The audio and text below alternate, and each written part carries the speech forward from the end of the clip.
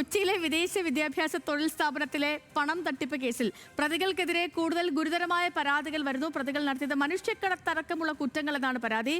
തട്ടിയെടുത്ത പണം പ്രതികൾ ആഡംബര ജീവിതത്തിന് ഉപയോഗിച്ചു. കൂട്ടുപ്രതികൾ ഒളിവിലിരുന്ന് ഭീഷണിപ്പെടുത്തുന്നുവെന്ന് തട്ടിപ്പിനിരയായ സ്ഥാപന ഉടമ പറയുകയാണ്. അനിൽ ജോർജ് ആണ് വിവരങ്ങളുമായി നമുക്കിപ്പോൾ ചേർന്നത്. അനിലെ, ഈ കുറ്റകൃത്യങ്ങൾ അത് കൂടുതൽ ഗൗരവകരമായ കാര്യങ്ങളിലേക്ക് പോകുന്നു. മനുഷ്യക്കടത്താൽ ഉൾപ്പെടെയുള്ള കാര്യങ്ങളിലേക്കൊക്കെ പോവുകയാണ്.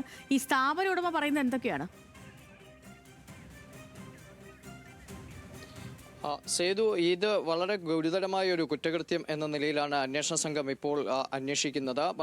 ഒരു സ്ഥാപനത്തിൽ ജോലി ചെയ്യുക, എന്നിട്ട് ആ സ്ഥാപനത്തിൽ ഇരുന്നു കൊണ്ട് ആ സ്ഥാപനത്തിൻ്റെ വിശ്വാസ്യത മറയാക്കിക്കൊണ്ട് ആ സ്ഥാപനത്തിന് സമാനമായ നിലയിൽ രണ്ട് സ്ഥാപനങ്ങൾ, ആ സ്ഥാപനത്തിൻ്റെ പേരിനോട് ചേരുന്ന നിലയിലുള്ള രണ്ട് സ്ഥാപനങ്ങൾ തുടങ്ങുക, സ്പെല്ലിങ്ങിലൊക്കെ അല്പ വ്യത്യാസം വരുത്തി രണ്ട് സ്ഥാപനങ്ങൾ തുടങ്ങുക, എന്നിട്ട് ഈ സ്ഥാപനത്തിലേക്ക് വരുന്ന ആളുകളുടെ പണം തട്ടിയെടുക്കുക.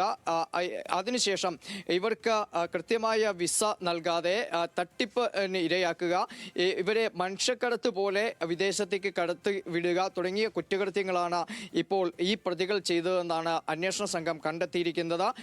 ഇതിനിടെ ഈ പ്രധാന തട്ടിപ്പുകാരനായ ആ കമ്പനിയുടെ ഫിനാൻസ് കൈകാര്യം ചെയ്തിരുന്ന ഉദ്യോഗസ്ഥനായിരുന്ന സുജിത്ത് VS മാത്രമാണ് ഇപ്പോൾ പിടിയിലായിരിക്കുന്നത്. ഇയാൾ നിലവിൽ റിമാൻഡിലാണ്.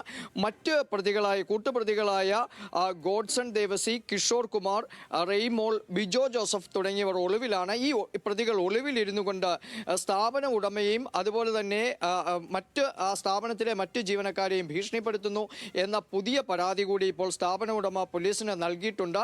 പക്ഷേ ഇതുവരെയും ഇവരെ പിടികൂടാനായിട്ടില്ല. 3.5 കോടി രൂപയാണ് ഇത്തരത്തിൽ ആളുകളുടെ പണം തട്ടിയെടുത്തത്. ഈ തട്ടിയെടുത്ത ഈ പണം ഇവർ ആഡംബര ജീവിതത്തിന് ഉപയോഗിച്ചതിൻ്റെ തെളിവുകൾ പുറത്തു വന്നിട്ടുണ്ട്.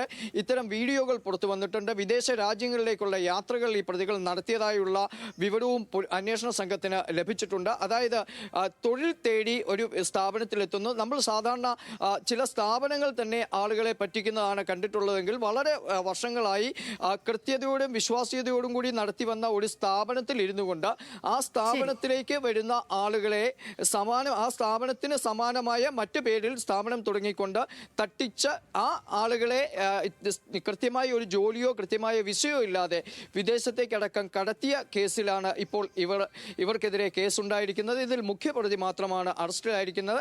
കൂട്ടുപ്രതികളെ ഇതുവരെ പിടികൂടാൻ പോലീസിന് കഴിഞ്ഞിട്ടുമില്ല.